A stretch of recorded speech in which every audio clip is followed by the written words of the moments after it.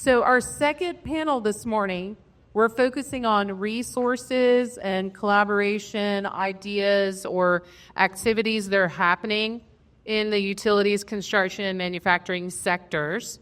We've got 4 panelists with us this morning that are going to share and answer some questions, much like what we did earlier. And I also want to point out again, there's cards in the middle of your table. We will be collecting those. So as you're engaging with the panel, if you think of a question, just jot it down so we can make sure that those get answered. And we have some volunteers with us that will pick up those cards so we can answer those questions. So without further ado, I would like to introduce our panelists this morning. And if just want to remind you, at your seat, there is a front and back page that has the biographies and introduction for all of our panelists this morning.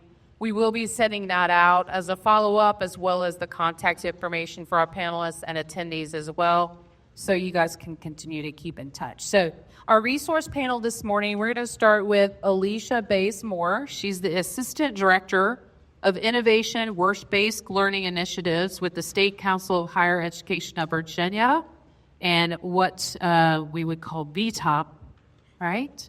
So we're going to have Alisha, if you'll join us right here in this chair. Next, we have Casey Hollins, who's the Managing Director, Public Relations and Communications for Rappahannock Electric Cooperative. And her co-panelist is Jim Robertson, Manager of Casey, go down to the end, sorry. Jim Robertson, who's the Manager of Member Services and Communications with Virginia, Maryland, and Delaware Association of Electric Cooperatives. And then our final panelist is this Jennifer Hynson, who's the Registered Apprenticeship Consultant with Virginia Works. Let's give them all a round of applause.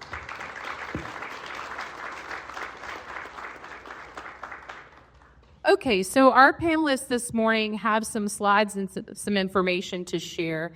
And queued up right off the bat is the Virginia Talent and Opportunity Partnership. So Alisha, I'm going to actually start with you if you want to kind of give us some information about, for immediate challenges, what type of programs, tools, or funding opportunities that might be available for you.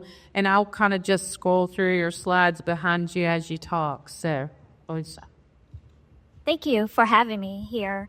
Well, the Virginia Talent Opportunity Partnership, or VTOP in short, was really birthed out of the out-migration of talent in Virginia. So legislators decided that one way to kind of help retain the talent in Virginia was to offer internships to students to help them connect with many of the employers across the state.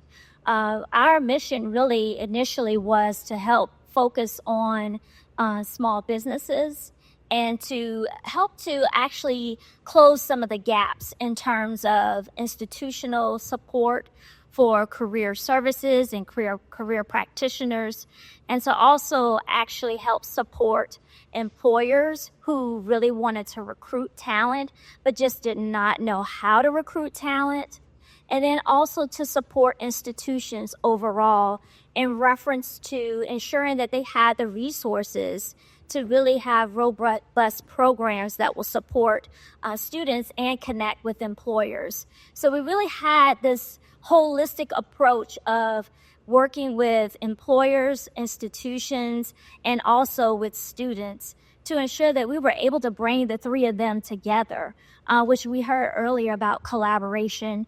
And so some of the challenges and some of the things that we've learned in this process is that we did an environmental scan and we talked to many employers across the state. We talked to institutions and also students. And as I mentioned, a lot of the employers, especially the small businesses, often talked about wanting to recruit the talent, but just didn't know how, did not have necessarily the HR personnel to really do so. And so what we've done is we've offered programs to help support those small businesses, and we consider a small business is an organization with 250 or fewer employees. And so what we've done, which is very unique for many other states, is that we have a statewide staffing agency where those small businesses can use the statewide staffing agency as an opportunity to potentially recruit, post their job opportunities, help develop robust and compelling job descriptions, and then post them across the state or with any institution that employer would like to post those opportunities. We know that can be like a bottleneck sometimes, a challenge to really get your foot in the door as a small business with some of the institutions. So we helped to break that barrier, and we took on that through the statewide staffing agency by offering an opportunity to work with the employer, identify their needs, post these opportunities, identify the talent, source and screen the talent, and refer them over to the employer. So we helped them with that back-end personnel side of it, and it relieved them from that activity. And then we also, what we did, something really unique, is that we offered a training piece for those employers. So we have learning management modules that we train employers on what Virginia considers high-quality internships. And high-quality internships in Virginia includes 4 criteria. 1, it includes that students have an opportunity to have direct supervision and guidance from a supervisor. 2, that students have an opportunity to reflect on what they've learned in the classroom and what they've applied in the workplace. And then 3, that employers are ensuring that they have an opportunity where they are mentoring students within the workplace. And then having clear guidance and objectives in terms of what the students will learn. We felt like were key components for high quality internships. And that was language that we learned from many of the public institutions, academic officers who said that's what they consider a high quality internship. And so with that statewide staffing agency, we help employers recruit the talent. But then the next step to that is if you are an employer that has 150 or fewer, we offer matching grants where we can support paying the students wage or salary that they earn at a 50% rate, and that includes FICA and any other additional subsidies, whether it's transportation, clothing, assistance, or so forth. And so we offer those assistance to the small businesses as long as you go through our training modules and training sessions, and then you have a strong commitment to ensure that you're helping to support the students with their skill development as well. And so those are some of the few things that we have offered within the Virginia Talent Opportunity Partnership to help small businesses.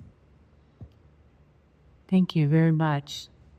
Jennifer, how about you for some immediate challenges, needs, and if you want to reference the slides, just let me know. Thank you. So just a little bit about registered apprenticeship and why we're talking about this today. Registered apprenticeship is, I'm going to call back to the first panel, it's an earn while you learn program. So the goal here is that we are helping Virginia's employers to create sustainable talent pipelines through both on-the-job training and occupation-specific education through our community colleges and other educational institutions. So honestly, we're doing something pretty similar here. Just with some different methods involved. But we see ourselves as a tool also to remove some of the barriers to employment.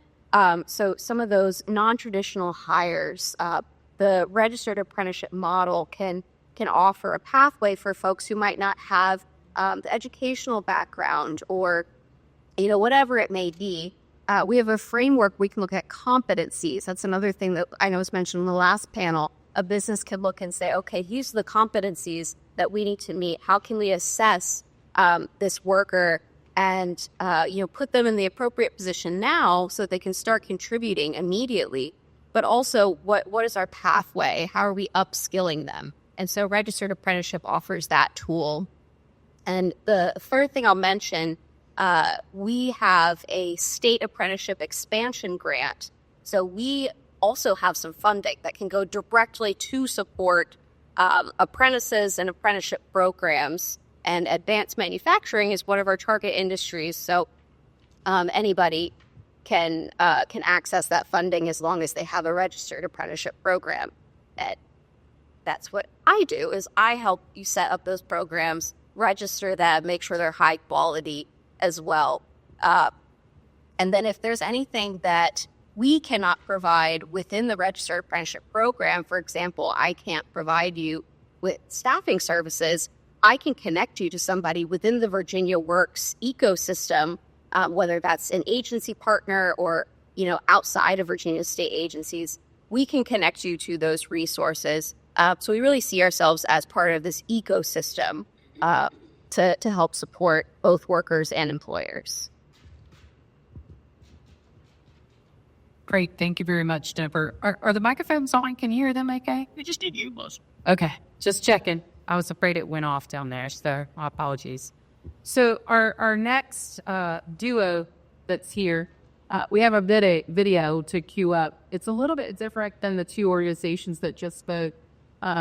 Jim and Casey are working together on a program that's really, we asked them to share details as kind of an example actionable items. So you want me to go ahead and hit the video now, or do you want to give a preference to? Yeah. Oh, that is. Okay.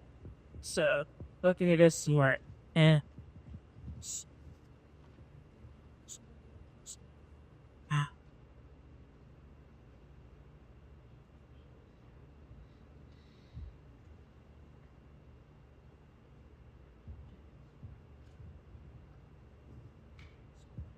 It's this.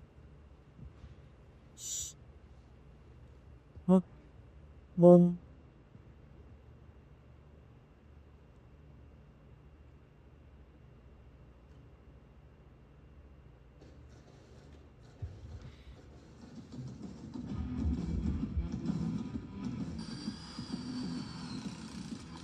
We are at the Palmyra Training Center for the Virginia, Maryland, Delaware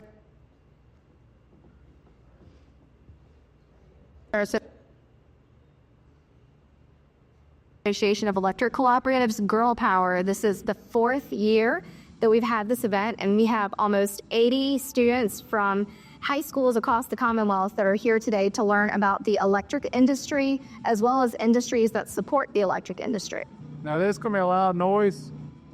Your lights will go out, then you'll make a phone call, we'll come out, and we'll check it out. And a lot of times people are like, what are you looking for? I'm looking for a bird or a squirrel at the bottom of the fold. Basically, best set out this event for young women because for many, many years, this had been a perceived male-dominated industry. I really like it. It's a lot harder on my legs than I realized. I knew it was going to be difficult, but my legs are already shaking and I really just got off here. I can keep my clothes together. Yeah, it makes me feel good. Giving back to the community, helping out girls, and if they see me out and doing it, that's the thing to say, I can do it too. And because I have one girl, she went last year and said she couldn't even do it, and come this year, she was really proud of herself and happy she made it up there. I'll bring your left stick down. This event is incredible because it's so hands-on. You can have a guest speaker come in and talk to you. You can go on a field trip and see it, but be able to actually do some of the tasks that they had the kids do. They were so excited. They want to come back every single year. I want to be a lineman as a career, and they have genuinely helped you so much, push you in the right direction of how to do this career. I feel like I'm set up already. I can just go on and I know exactly what I'm going to do, when I'm going to do it, and how I'm going to do it because they've helped so much.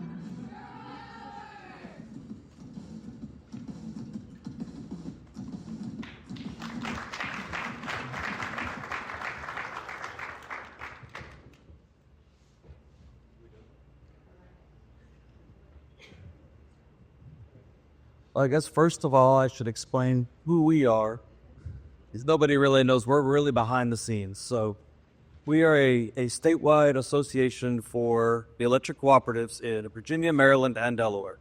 So every state has an organization like ours. We do government advocacy for the co-ops. Most of you may see Cooperative Living Magazine. That's our product that we work with all the co-ops on. And we do some training and apprenticeship programs for current employees. Well, I think we put about 800 linemen and others through the training center in Palmyra every year. And in the magazine, about 4 years ago, we started a Powerful Careers column. And that is just to introduce you to the different types of people that have the different types of jobs that co-ops have.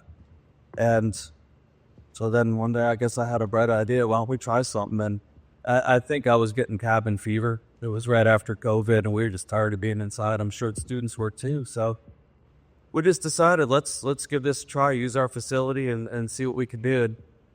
I think I want to mention the cooperative principles. So there's 3 of them, I think, that really apply to what we're doing here. One is education, information, and training, and that applies to our employees and the public.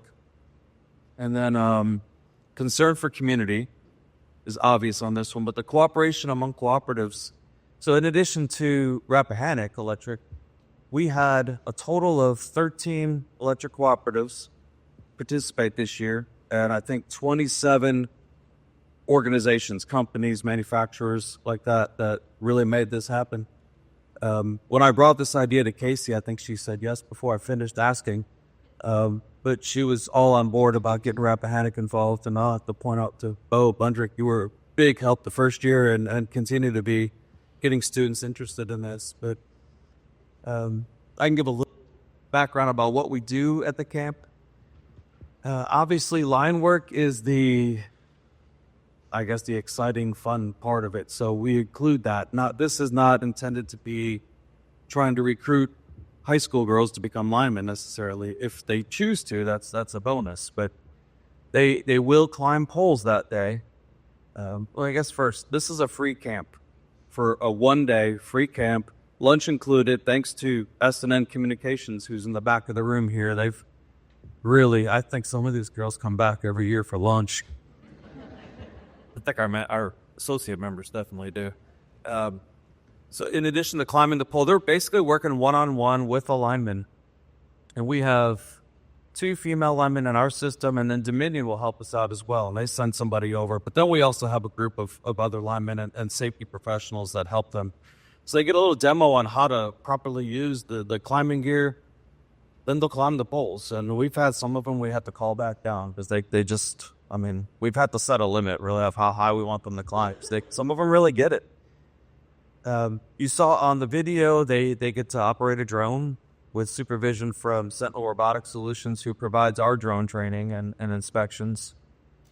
They also, with the help of LTech, get to, and Terex. So I guess I need to go. I'm all over the place. Forgive, but we also started a camp in Maryland this year for our Eastern Shore co-ops, A&N and Chop Tank and Southern Maryland. So LTech helps us over here. Terex helps us over there with the bucket trucks.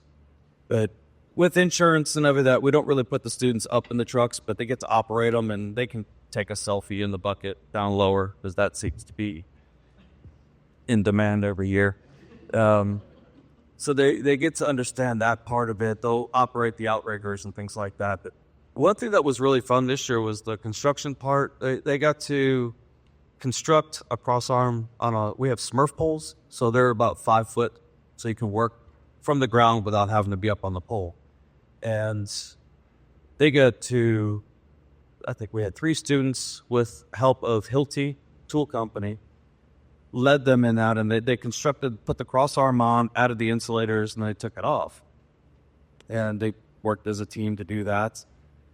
Another fun thing S&N Communications provides was fiber splicing. So they get a little demo, and they get some hands-on with that as well. Several of our co-ops are involved in broadband.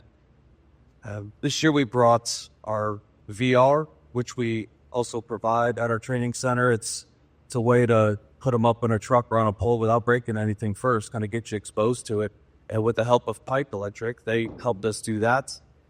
We had some CAD welding. They got to use the shotgun stick too. So when the power goes out, you'll see them out there with that long yellow stick to put the fuse back in.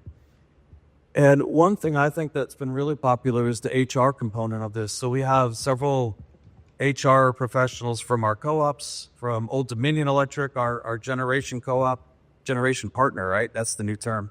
And they get to meet with them and talk about elevator pitch for themselves. And they'll review resumes if they bring one. And they'll go over different types of careers and paths and stuff at the co-ops and as well as at Dominion, because Dominion's been a big help in this financially and with people on the ground. And speaking of financially, we've been able to do this at really no cost, thanks to these partners. We've been able to provide everything. All the stations are manned by our associate members, which these are companies that pay to be part of our co-op family every year. They're afforded opportunities like this.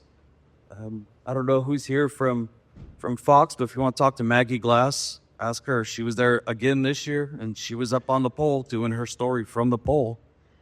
I've hogged enough. Anything you want to add? Because you've been a big part of this. I'll just add that the energy industry is in a state of evolution, like many of your industries, I'm sure. For many, many years, the people that worked at the electric co-ops, or probably even the investor-owned utilities like Dominion, have been there for decades. So about the time that the association was doing the Powerful Careers columns was when we were well aware that we were going to have a huge number of industry experts that were retiring out of the workforce. And so we needed to find ways to attract and retain qualified talent. And I uniquely am a parent of kids that were going through school at the time that Jim came with this idea. I've worked at RIC for 16 years. I talk about my job and the work that we do all the time. My kids are here. They probably still don't quite know what happened through RIC. So to Jim's point and the point of the person in the video that said, you could bring a speaker into the classroom. I can sit in front of my kids and tell the stories all the time. But until you actually get to put your hands on it, until you actually get to see somebody doing the work that another person is telling you might want to consider doing, and doesn't really stick. So this is the perfect solution, not just for girls. And I'm really passionate as a woman about finding unique opportunities to give to young girls so that they can be exposed to new and different career paths. If someone had told me a long time ago that I might want to be a lineman, I never would have thought that was a career path. But I'm really happy that so many girls see that as a career path for them today, and are pursuing it. So, but I also think there's a lot of value and benefit for this, and maybe one day we'll expand it beyond just girls so that young men can have an opportunity. Every year we have instructors that come as well from the CTE programs that tell us they have a list of students that want to come and work at our company. And they need something like this to get them ready to take that next step. So it also sets them up for other opportunities. We invite the local colleges, college particularly, Southside Community College, has a lineman's training program. And we invite them to come so that the students can then hear about the opportunity to get that pretty short multi-week program that set them up for the beginning of a nice career foundation. So it's a really impactful opportunity that we think that any of you, in whatever industry you might be working at, could replicate and start and create this one-day, half-day experience for people to come and see what it's like to do the jobs that you're trying to recruit and hire people to do. Talk a little bit about a couple of results. You saw on the video Delilah Ray Roop. She wants to be a lineman. This is her third camp this year. So thanks to LTEC has graciously given us $5,000 scholarship to offer. This year we have 3 students that want to pursue and become linemen. They want to go enroll at Southside Virginia Community College into the 11-week program. So they're all going to split that, each get $1,500 from LTEC. 2 of them are co-op members, so they're eligible to apply for our scholarship through Rappahannock and through Central Virginia, which I believe is $2,500 for the lineman program. And we had a third that was from the Chesterfield area, but there's enough grants and other types of things where they basically go through this program with no cost, and 90 to 100% of them have jobs waiting for them when they graduate. Usually that day, they're hired on the spot, whether it's a company like S&N, one of our co-ops, or Dominion. These people are in high demand. They're learning some essentials and basics about electricity, but they're learning the climbing part, which you can't really just teach that day one. You have to come in ready to do that. But we'll move on to our next question. I'm sorry to cut you off, but we got a couple more questions. It's an amazing program, and I definitely want you to meet with these folks afterwards so you can find out how do you take what they built and maybe duplicate that into your industry, your manufacturer, your business. I want to move on to a little bit about long-term planning and how it relates to some of the resources that you provide, and even this program you started to go into a little bit. Casey, I know you've got a vision. I'd like for you to address the question about how do you see this program growing in terms of a long-term impact that can assist you with, your retiring workforce, the knowledge base, the loss that you might have had, and building a pipeline. And the same thing with Alisha and Jennifer, if you can speak to, your program, what's the long-term vision? So since we heard about Girl, I'm going to have you pick up on that, Casey, and just kind of give that long-term vision. That how does that relate to other businesses? How could they duplicate or try to do something like that? Yeah, so first, Jim and I have talked probably the 2 years now about how this could grow and open up to young men and young women. And secondly, at REC, what this has really opened our eyes to, we talked a lot today about internships, and typically internships are eligible for young adults, 18 and older, primarily in college or in some type of college program. And maybe there are people out there that have no intention of ever pursuing a college path. So I think we realized that we needed to be more open to opportunities for younger people. That does present some unique things you have to investigate, like insurance liability coverage if they're under the age of 18. But there are high school students that could and should benefit from similar internship opportunities, even if it's just job shadowing and seeing, again, that person doing the work that they may be interested in action. So Jim mentioned Delilah Ray. She's a Rappahannock Electric Cooperative member owner customer. So she really wants to work with us, and we would love to have her be part of our workforce someday. So we're developing an internship for her, very much in that job shadowing space, where she'll get to spend time out in the field with our electric line workers, not necessarily doing any of the work, because this is one of the most dangerous careers in the company, in the country, but actually seeing the work, being able to ask questions. And like Jim said, if this is not necessarily the path that she chooses to go, we're going to expose her and other students who pursue the same internship with opportunities to see other career paths at the co-op. So that's what we're doing most immediately. Jennifer? So I think looking long-term is where registered apprenticeship really shines. These are traditionally longer programs. If we're comparing to an internship, registered apprenticeship is, ideally leading to a career, leading to a skilled occupation. So we're looking at these programs generally taking from 1 to 4 years. So, when we're looking to fill immediate shortages, it might not be exactly the right solution. But when we're looking long-term to continue filling these openings that we know we'll have, or, to fill those positions where folks will be retiring soon. We're seeing this a lot in state agencies as well. Putting in place something like a registered apprenticeship program allows for your apprentices to directly receive knowledge from those experts in your industry or your company. And so in addition to earn while you learn, another tagline we have is grow your own. So you can grow your own best workforce using these programs. And part of one of the, just like we talked about what makes a high quality internship, one of the sort of requirements in registered apprenticeship is mentorship.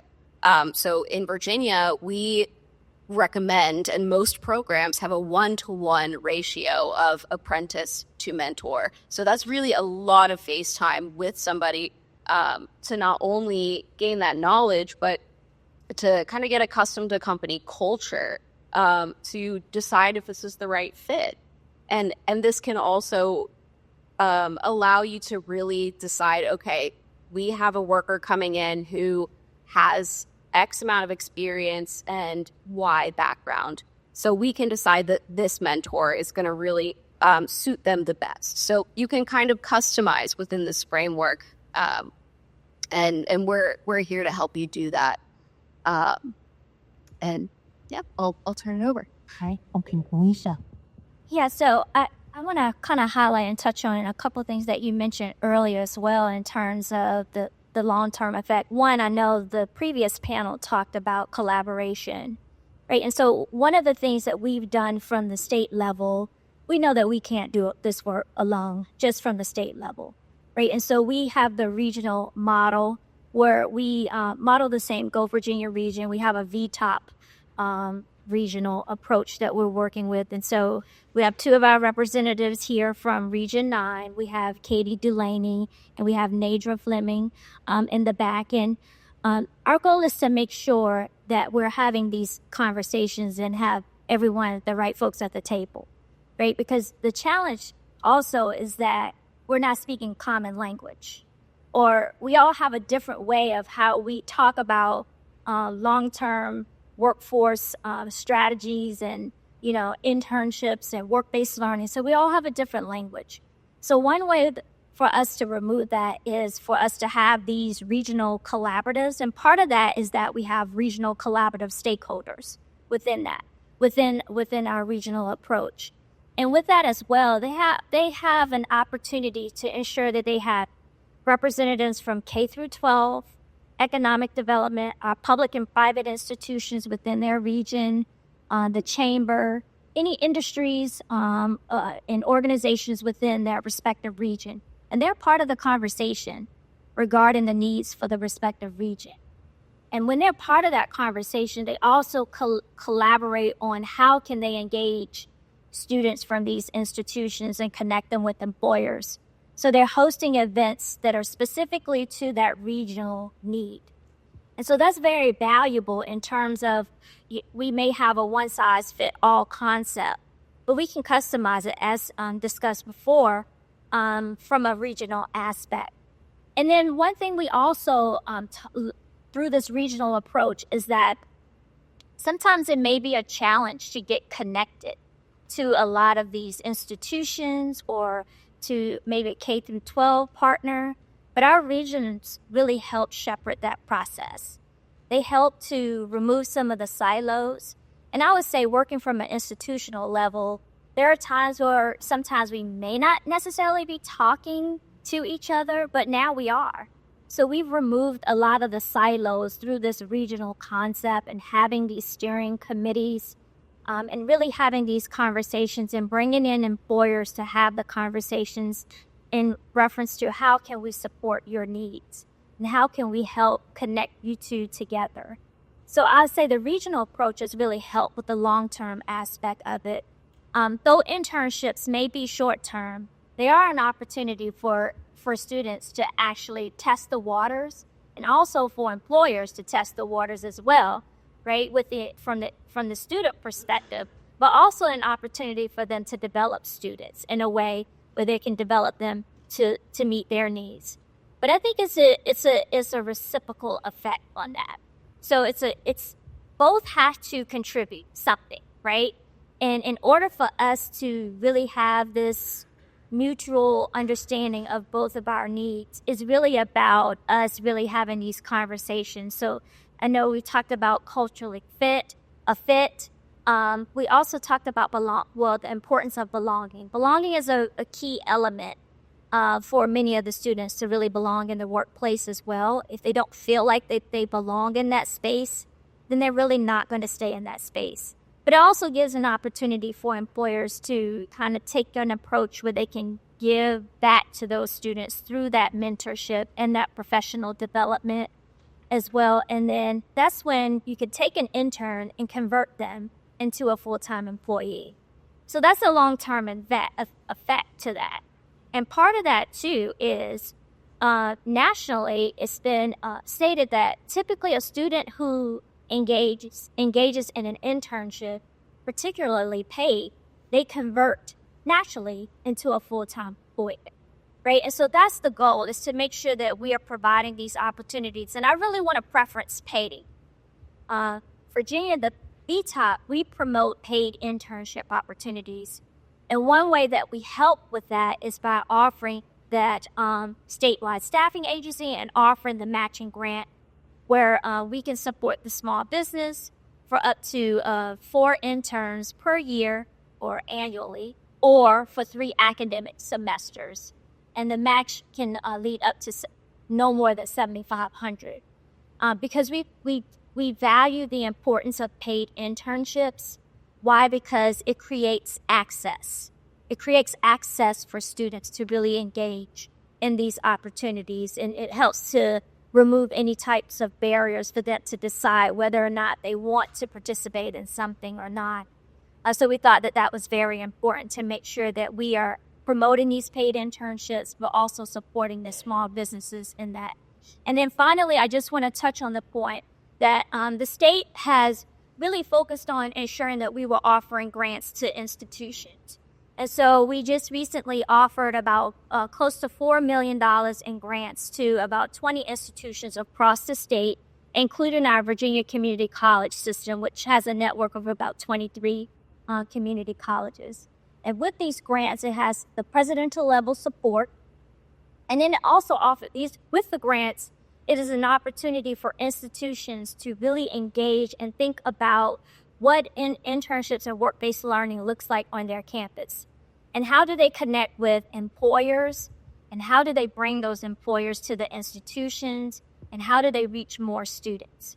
And so by us offering these grants to the institutions, it creates an opportunity for institutions to connect more with employers. And I think that that is, in fact, too, a long-term effect, because once you start building those relationships with employers, that is one way that you can help feed the needs of the curriculum and to make sure that you're feeding the needs of the workplace as well.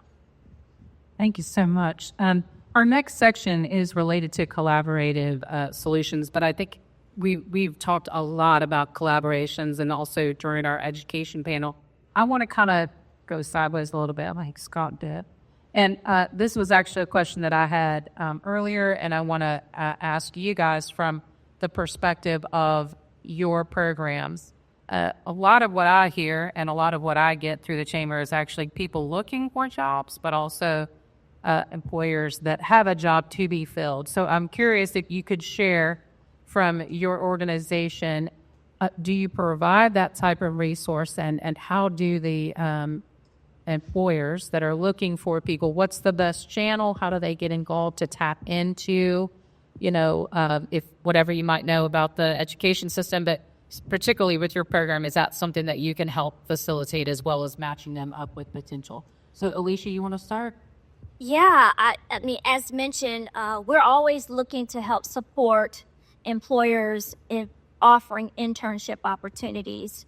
One thing that we do, again, as I mentioned, is that we have the statewide staffing agency where many of those small businesses can connect with the statewide staffing agency through our regional collaboratives. So Katie and Nadra can help you navigate through that process. And then we also go through training modules on what the high quality opportunity will look like. And we have a session that's coming up on January 30th, I believe, where we can invite employers to come in to learn more about this connection with the statewide staffing agency. And then with that staffing agency as well, they do all the back end work for personnel, for HR personnel.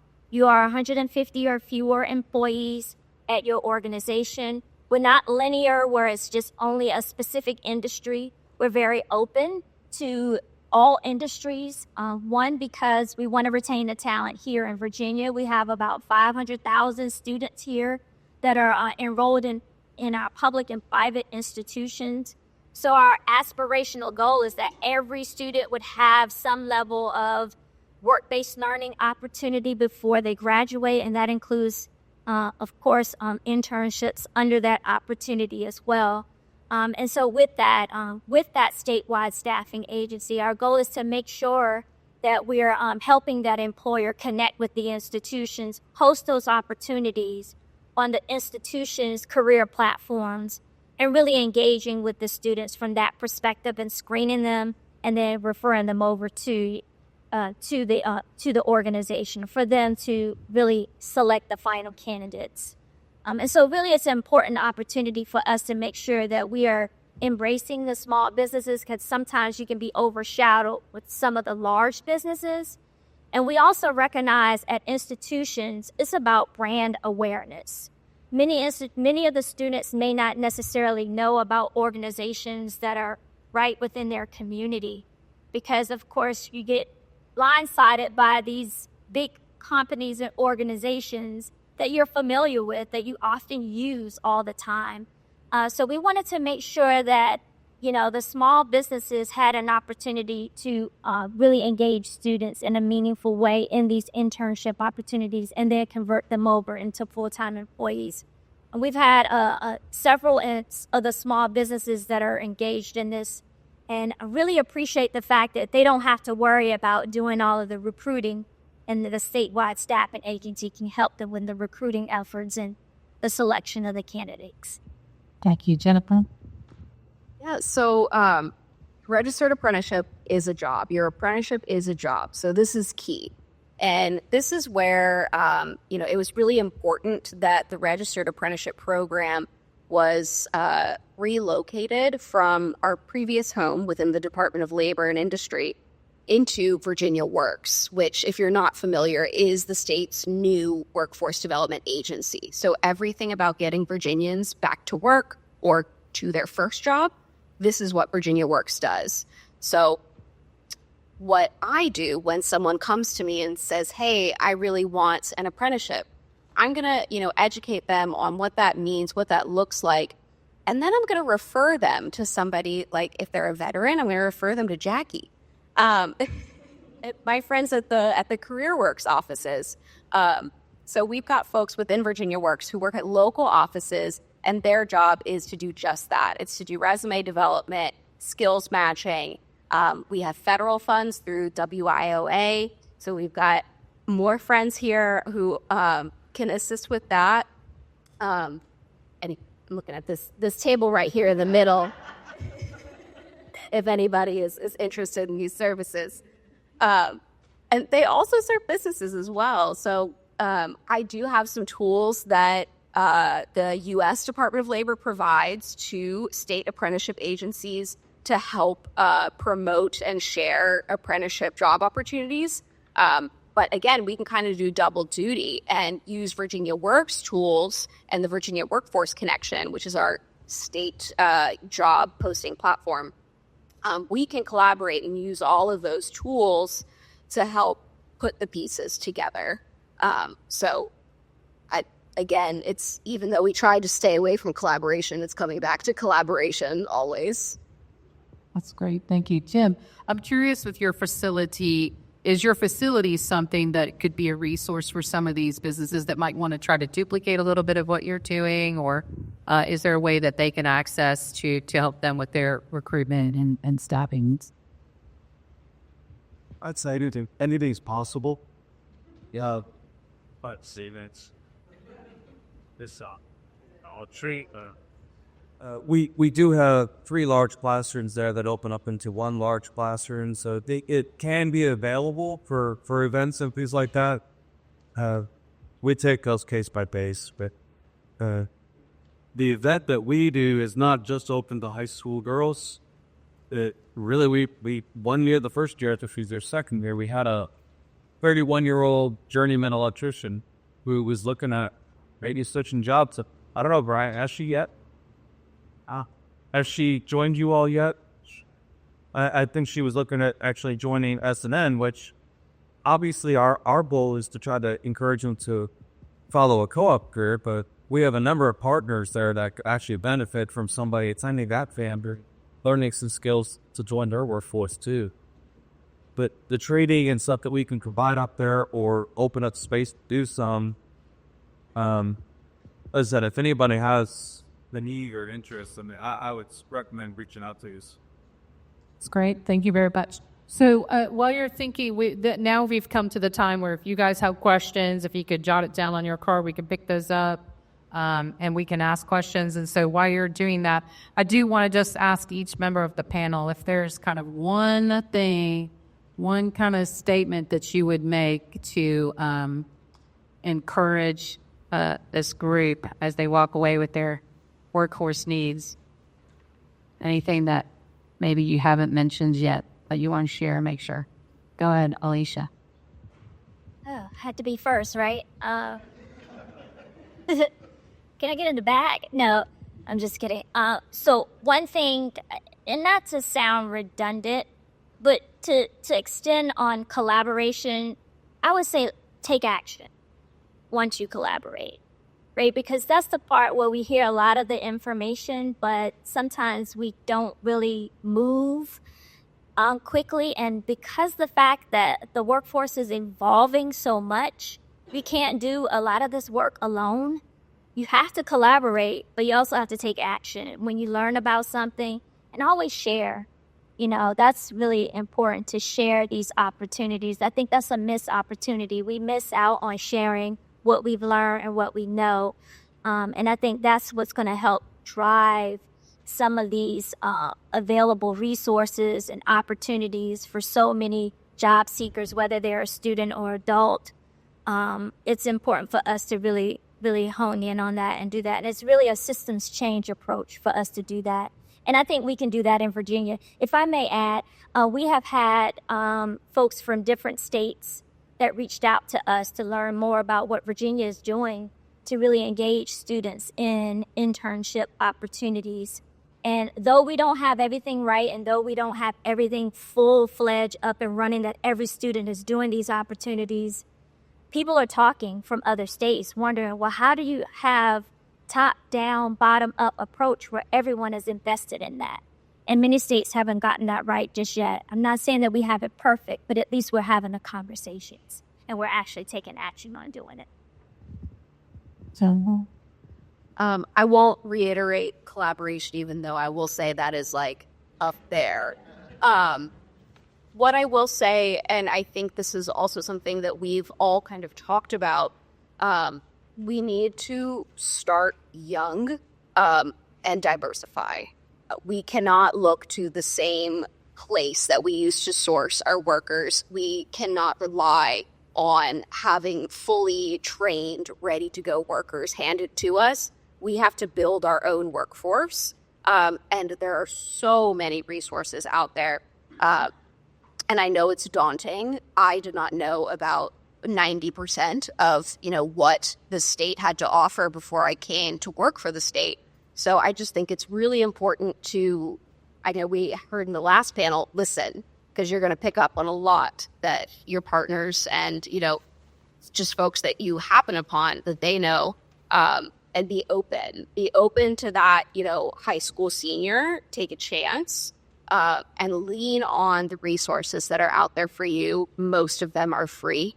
Tax dollars pay for them. So take action and be open. thank you. Jim, Casey, that's playing comment. Let me follow up that just a little bit. The planting a seed with the younger ones, and not necessarily just about the types of jobs that are available and what they can do, because I think the younger group now isn't necessarily looking for the career as they are looking for what you're doing to help with the job culture and maybe getting back to the community. Let me see evidence of that.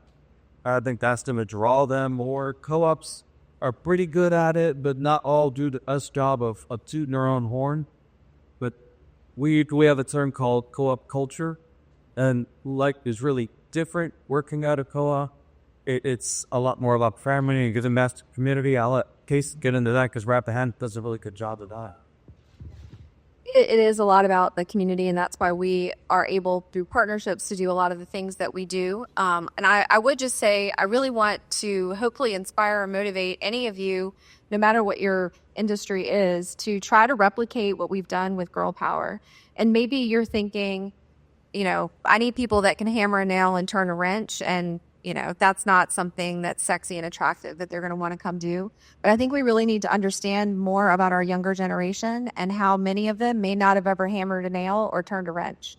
And coming out to your opportunity to get that hands-on experience to try that might open up possibilities that they didn't have otherwise. So no matter how, small or mundane or routine the work may seem or the things that you might be able to create for them to do hands-on, I think that it really is inspiring for them and at least gets them in the door to see not just that maybe entry-level position, but also the growth potential that you may have within your organization. So any of you can replicate this, and we are certainly happy to talk to you about how to establish partnerships with organizations and other businesses to help keep the costs down and make it something that you can manageably do. The only expense would be your time. Thank you. And I want to add on to that. The Chamber and the Foundation does a program called Leadership Louisa. And one of the key elements that we do with that program is we take a class to tour different facilities and industries throughout Louisa. And I don't know, maybe I'm unique, but I absolutely love to see, like we went to BioCat, and it was the most fascinating, exciting thing we have right here in Louisa. A lot of these opportunities people aren't getting connected to. So it's not just students, but other people that are transitioning, don't be afraid to show, the back. I went to USADA the other day, and who would have thought, oh my gosh, this is the coolest thing ever. We have it right here in Louisa, and it's job opportunity and so forth. So we have a lot of that cool stuff here that even people that are looking for new careers and so forth might want to explore. So we've gone a little bit past our time. I did get a couple of questions from the audience. I'm going to share those questions, but I'm going to ask Jennifer, they're pretty much for you. So before, I just want to say the questions, and then I'm going to ask for you if you could respond to those questions, and I'll shoot it out to everybody. So we can give everyone an opportunity to actually mingle, meet the resources, talk a little bit more one-on-one about how to get involved with any of our resources that are here and network with each other. So we had a question that was, is there a list of approved employers, and how does one get onto that list? So that was for you, Jennifer. So I'll make sure I get that followed up. And then there was a question about internships. Alisha, high-quality internships, how do you get certified? And then once qualified, is it a college-specific or statewide? So I'm going to make sure they get those questions. We get the response. We'll shoot that out when we send it back out to everybody.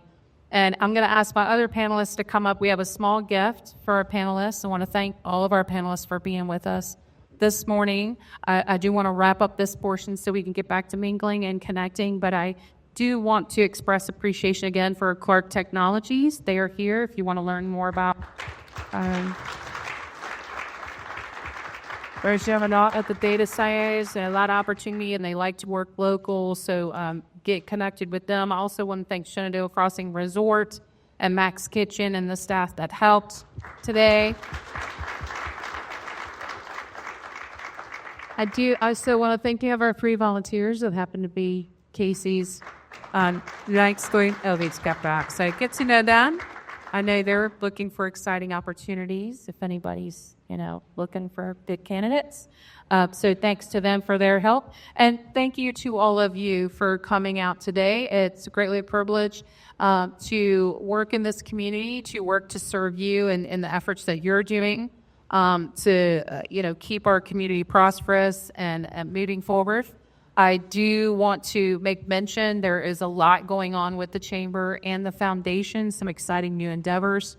We are going to continue the focus of workforce and education, so I am looking for involvement from you at different times throughout the year. If anybody is interested in being involved with kind of our workforce committee that we're forming, you can get in touch with me or Scott.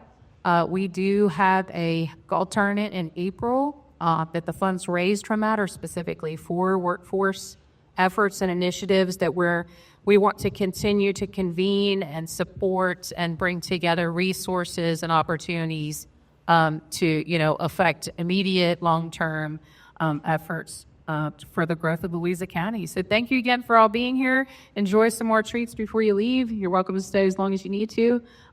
Be safe. Thanks.